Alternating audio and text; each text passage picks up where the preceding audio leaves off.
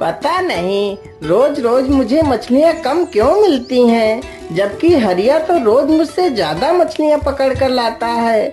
नहीं नहीं, आज मैं भी ज्यादा मछलियाँ पकड़ कर लाऊंगा, चाहे मुझे कितने भी गहरे पानी में क्यों ना जाना पड़े।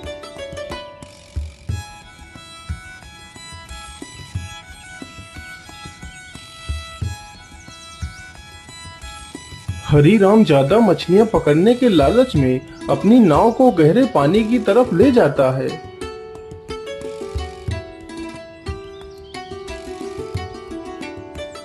हाँ हाँ, अब मैं ज्यादा गहरे पानी में आ चुका हूँ। यहाँ पर ज्यादा मछलियाँ होनी चाहिए। चलो जल्दी से मछलियाँ पकड़ता हूँ।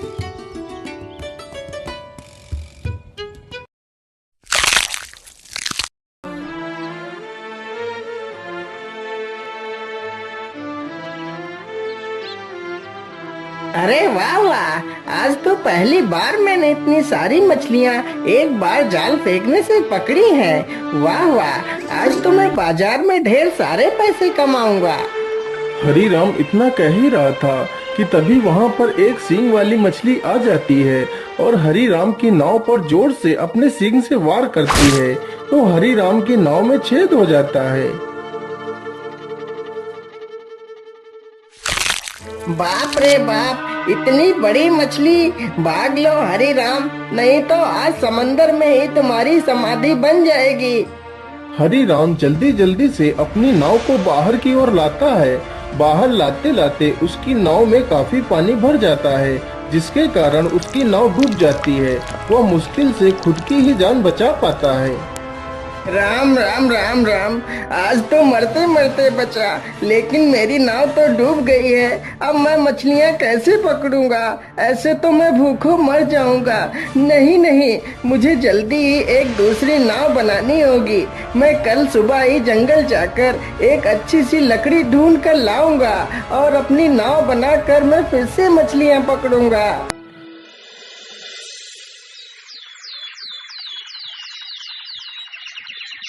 सुबह होते ही हरीराम कुल्हाड़ी लेकर जंगल की ओर निकल पड़ता है।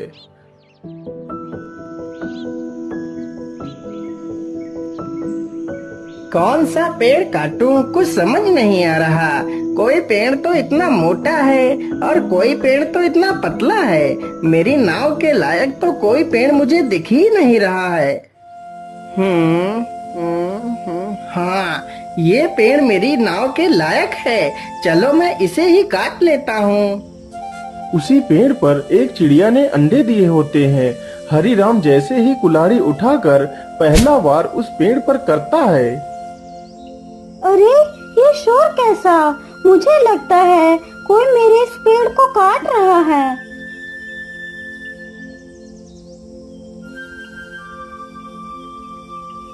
अरे भैया, आप इस पेड़ को क्यों काट रहे हैं? अरे चिड़िया बहन, मैं यह पेड़ काट कर अपने लिए एक नाव बनाऊंगा। लेकिन भैया, कृपा कर आप इस पेड़ को मत काटिए। इसी पेड़ पर मेरा घोंसला है जिसमें मेरे अंडे रखे हैं। यदि तुम इस पेड़ को काट दोगे तो मेरे अंडे नीचे गिरकर टूट जाएंगे और मेरा घर बर्बाद हो जाएगा। कृपा कर आप कोई दूसरा पेड़ काट लीजिए। अरे अरे, माफ करना चिड़िया बहन, मुझे पता नहीं था कि आपका घोंसला इसी पेड़ पर है। नहीं तो मैं इस पेड़ को कभी नहीं काटता। चलो चलो, मैं कोई दूसरा पेड़ काट लेता हूँ। हरीराम फिर से दूसरा पेड़ ढूंढने लगता है। अरे बाप रे बाप, मुझे लगता है बहुत जोर की बारिश आने वाली है। तभी जोरदार हवाओं के साथ बारिश होने लगती है। अरे राम राम राम, या तो बहुत जोर की बारिश आ गई। अब कहाँ छिपूं मैं? मुझे लगता है वहाँ पर कोई झोपड़ी है। चलो चलकर देखता हूँ।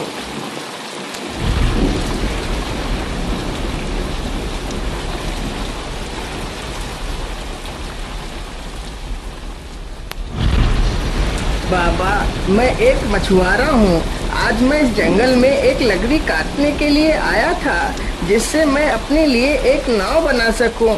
लेकिन लकड़ी तो मुझे मिली नहीं। तभी जोर जोर से बारिश होने लगी। कृपा कर मुझे आज रात भर के लिए अपनी झोपड़ी में रुक जाने दीजिए। सुबह होते ही मैं यहाँ से चला जाऊंगा। ठीक है बेटा, तुम अंदर आ जाओ। जैसे ही हरिराम अंदर जाता है तो देखता है एक बूढ़ी महिला खाना बना रही है। हरिराम चुपचाप जाता है और कोने में पड़ी एक चटाई पर लेट जाता है। तभी वह बुढ़िया उस बूढ़े व्यक्ति से कुछ कहती है। ऐसा लग रहा था जैसे कि वह दोनों हरिराम से कुछ छुपा रहे हों। अरे अरे, यह दोनों आपस में क्या बात कर रहे हैं? मुझे लगता है यह दोनों मुझसे कुछ छिपा रहे हैं। मुझे यह पता लगाना ही होगा, आखिर ये दोनों मुझसे क्या छिपा रहे हैं। हरिराम यह सब कुछ सोचने लगता है और चुपचाप सोने का नाटक करता है। अरे भाग्यवान, मुझे लगता है यह आदमी सो गया है। चलो पहले मैं जाता हूँ और फिर तुम बाद में आ जाना। ठीक है, तुम पहले चलो, मैं बाद में आती हूँ। इतना कहकर बूढ़ा व्यक्ति अपने संदूक के पास जाता है और उसमें से एक टोपी निकालता है और अपने सिर पर रख लेता है। गीली गीली छू, उड़ जा तू। इतना बोलते ही वह बूढ़ा व्यक्ति गायब हो जाता है। इसी प्रकार वह बूढ़ी महिला भी संदूक के पास जाती है और अपने सिर पर एक टोपी रख लेती है। गिले गिले छू, उड़ जा तू। इतना बोलते ही वह बूढ़ी महिला भी वहाँ से गायब हो जाती है। यह सब देखकर हरिराम सक्का बक्का रह जाता है। अरे बाप रे बाप, ये मैं क्या देख रहा हूँ? ये दोनों कहाँ चले गए? हरिराम तुरंत ही संदूक के पास जाता है। अरे ये क्या? इस संदूक में तो एक और टोपी रखी है। तो क्या इसी टोपी की मदद से ही वह दोनों गायब हो गए हैं? चलो मैं भी इस टोपी को लगाकर देखता हूँ।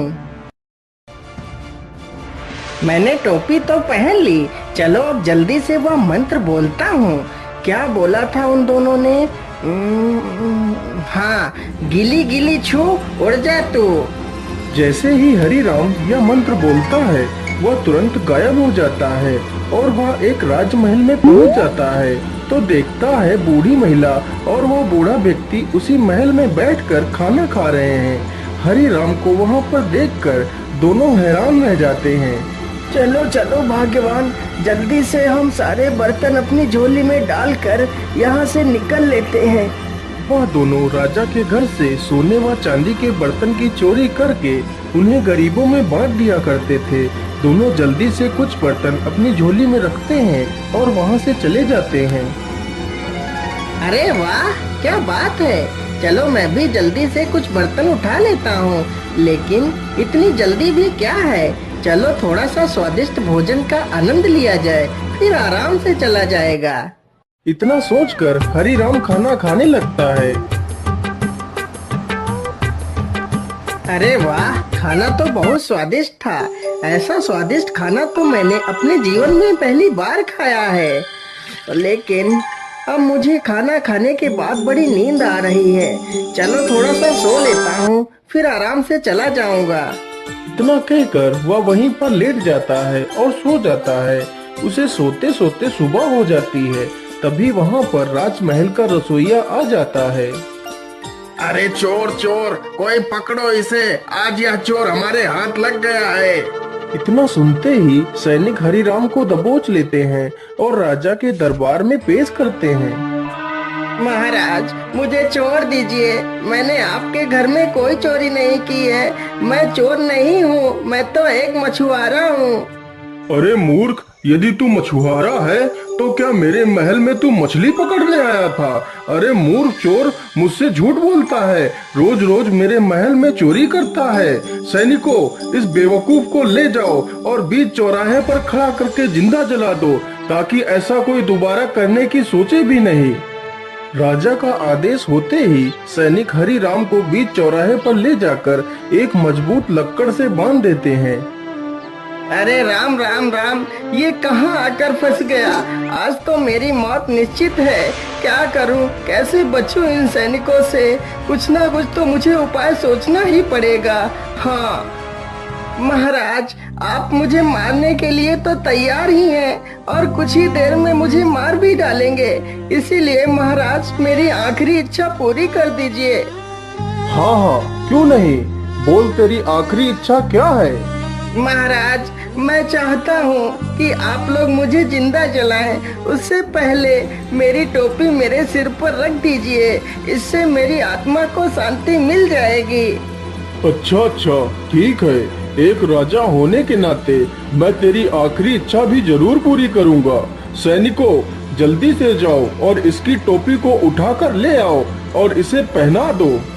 सैनिक तुरंत ही टोपी लेकर आ जाते हैं और हरि राम को टोपी पहना देते हैं। टोपी को पहनते ही हरि राम खुश हो जाता है। गीली गीली छू, उड़ जा तू। हरि राम तुरंत ही उस लक्कड़ समेत वहाँ से गायब हो जाता है। यह सब देखकर वहाँ पर खड़े हुए लोगों में भगदड़ मच जाती है। अरे भागो भागो, यहाँ से जल्दी से भागो और अपनी जान बचाओ, यहाँ पर भूत आ गया है।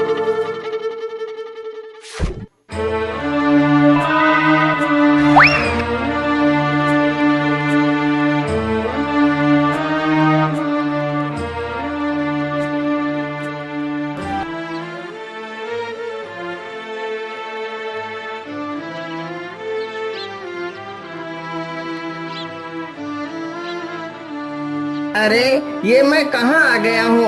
मुझे लगता है मैं अपने गांव वापस आ गया हूँ। अरे हरी राम भाई, आपको ये क्या हो गया? आपकी ये हालत कैसे हुई? आप तो इतने दिनों से मछलियाँ भी पकड़ने नहीं आए। अरे हरिया भाई, इतने सारे सवाल बाद में पूछ लेना, पहले मुझे इस रस्सी से खोल दो। हाँ हाँ, क्यों नहीं हरी राम भाई, मैं अभी आपको रस्सी से खोल देता हूँ।